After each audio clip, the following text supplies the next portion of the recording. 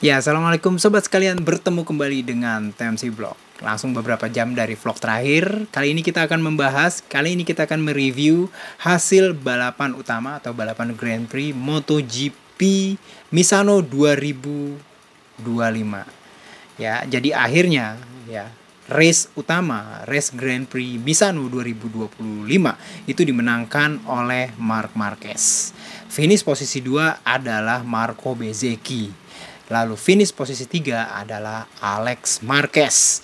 Nah, jalannya balapan sendiri pada saat start itu mulai bisa dibilang dipengaruhi oleh tiba-tiba mereka mendapatkan cuaca yang secara umum lebih rendah temperaturnya, terutama temperatur dari treknya yang kalau nggak salah sih cuma 30 derajat Celcius gitu ya.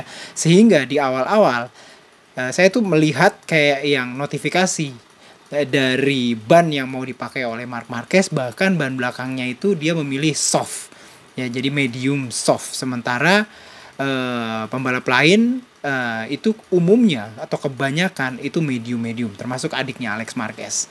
Marco Bezzecchi pun di awal-awal itu memilih medium soft, lalu ada Aya Ogura, terus habis itu ada Somkya Chantra. Nah, ini awal-awal mereka tuh berpikir seperti ini tuh karena mereka melihatnya bahwa balapan kemungkinan temperaturnya akan drop, karena memang secara umum balapan hari Minggu itu di Misano itu awalnya itu diperkirakan ada potensi hujan, walaupun akhirnya tidak terjadi gitu ya teman-teman sekalian ya. Nah, tapi temperaturnya beneran drop.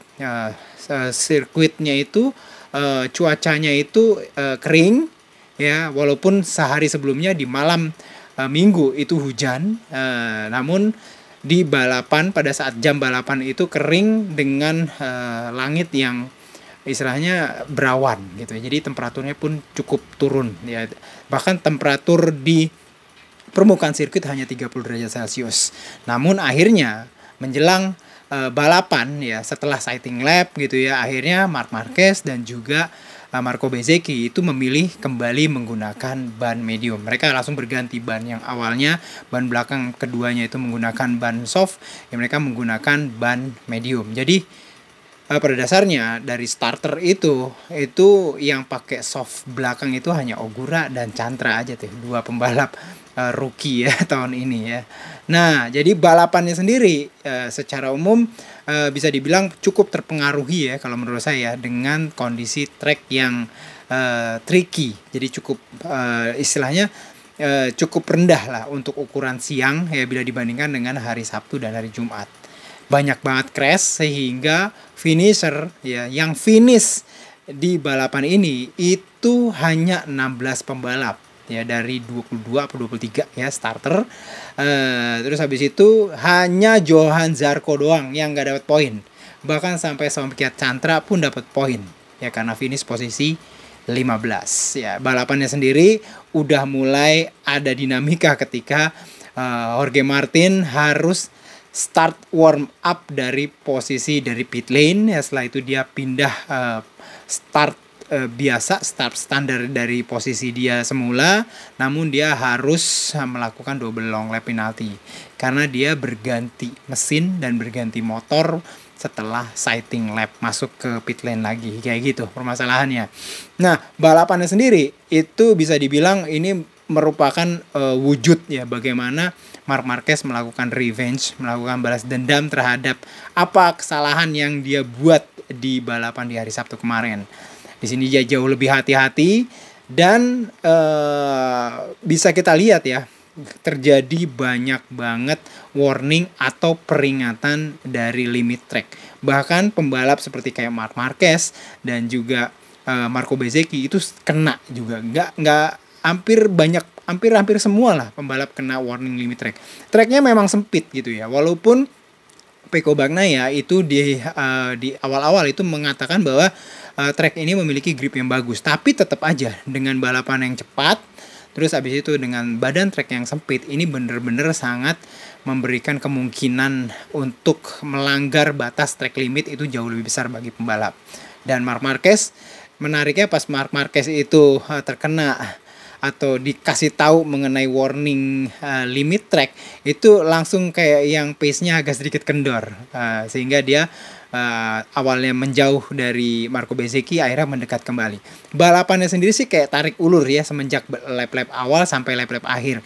Di lap-lap awal kita bisa lihat Marc Marquez langsung mencoba menggebrak ya, start dari posisi row kedua, dia langsung masuk ke sisi luar dari sirkuit, overtake adiknya Alex Marquez langsung di tikungan 1 dan langsung mendekati yang namanya Marco Bezzecchi. Di awal-awal balapan itu Marco Bezzecchi itu kelihatan banget teman-teman sekalian. Itu benar-benar di-push banget sama yang namanya Marc Marquez. Marc Marquez benar-benar kayak push semenjak awal, terus habis itu jaraknya pun mencoba untuk mendekat.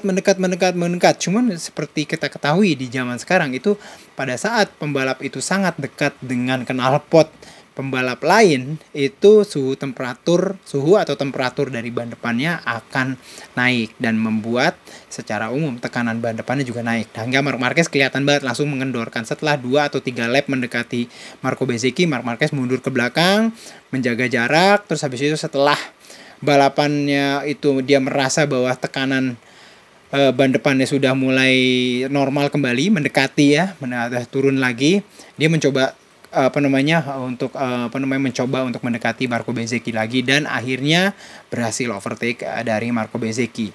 Marco Bezzecchi setelah itu berjarak dari Marc Marquez, terus Marco Bezzecchi juga mencoba untuk mendekati Marc lagi. Jadi itu kayak maju mundur gitu sampai bisa dibilang 1 lap sebelum lap terakhir. Ketika di lap terakhir akhirnya Marc Marquez mencoba untuk tancap gas, getok palu, dan akhirnya finish dengan posisi, kondisi, dan juga jarak yang cukup signifikan dengan Marco Bezzecchi. Gitu loh teman-teman sekalian. Jadi akhirnya Marc Marquez itu finish ya di posisi pertama. Ketika di balapan sprint Marc Marquez itu kalah 9 poin dari adiknya yang finish posisi 2. Maka di sini dia gain kembali, dia meningkatkan kembali 9 poin lagi dari adiknya Alex Marquez. Karena posisi pertama kan 25 poin, sementara finish posisi 3 16 poin. Bedanya 9 poin.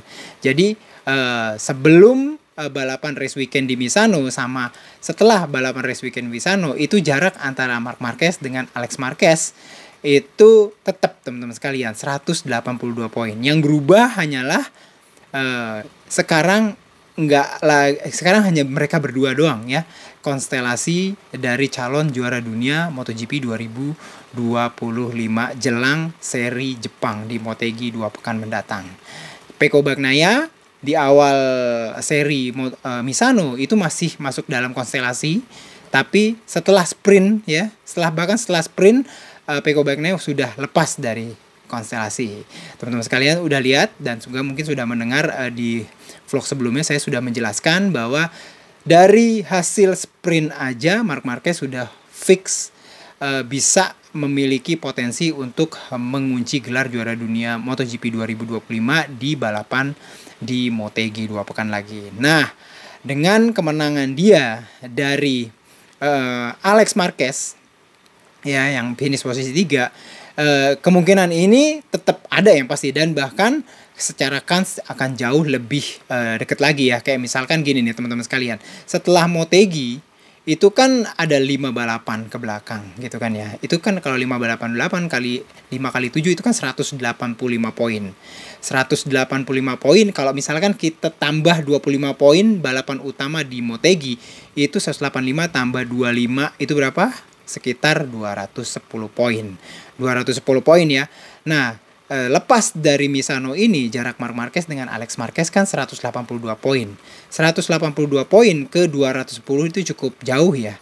Itu butuh berapa tuh? 182 kalau ke 100 aja udah 18 tambah 10 28 kan mungkin. Sementara maksimum poin di di balapan sprint itu cuman 12 poin.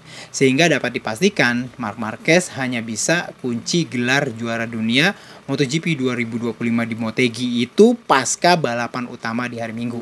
Jadi nggak di pasca balapan sprint di hari Sabtunya. Nah, jadi seperti itulah teman-teman sekalian. Nah, dengan 512 poin sementara pasca Misano, Marc Marquez itu udah memecahkan rekor baru lagi sebagai pembalap dengan raihan poin tertinggi 512 ini. Sementara nih bahkan sisanya masih ada 6 balapan ke depan. Dimana yang pasti 512 ini ada kemungkinan bertambah lagi ya, karena kita tahu ada 6 balapan ke depan. Nah, jadi seperti itu teman-teman sekalian. Nah, apa lagi yang kita bisa lihat di sini adalah Pecco Bagnaia. Pecco Bagnaia ini kayak yang sedikit hopeless ya. Lumayan sih ya di 4 balapan pertama di di paruh kedua musim ya. Pecco Bagnaia itu kalau nggak salah itu poin rata-rata per serinya di 4 ya, mulai dari Austria gitu ya sampai di balapan di Misano itu masih di bawah 10 teman-teman sekalian. Sementara bahkan kalau nggak salah sih 6 kalau nggak salah ya, rata-rata hanya 6 poin mulai dari Austria. Pokoknya dari paruh musim kedua tuh Pecco Bagnaia hanya menorehkan 6 poin per seri.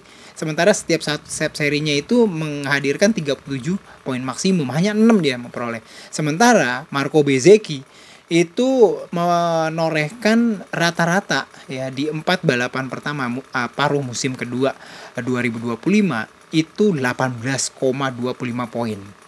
Which artinya berapa ya? 3 kali lipat ya dibandingkan dengan yang diraih oleh Pecco Bagnaia.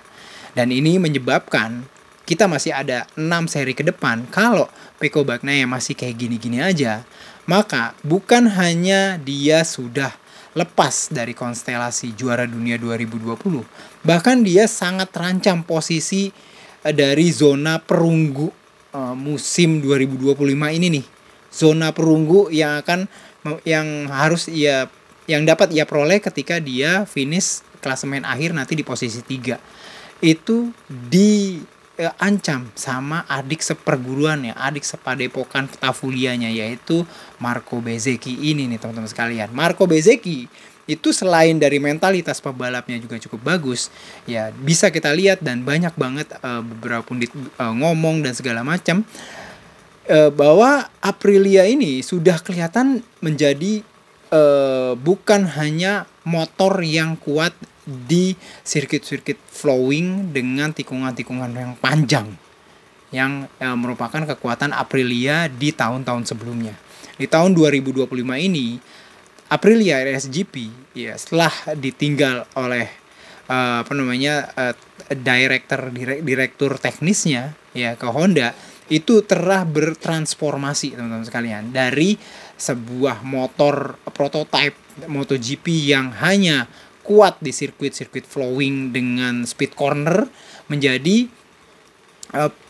motor yang juga kuat di sirkuit-sirkuit yang stop and go.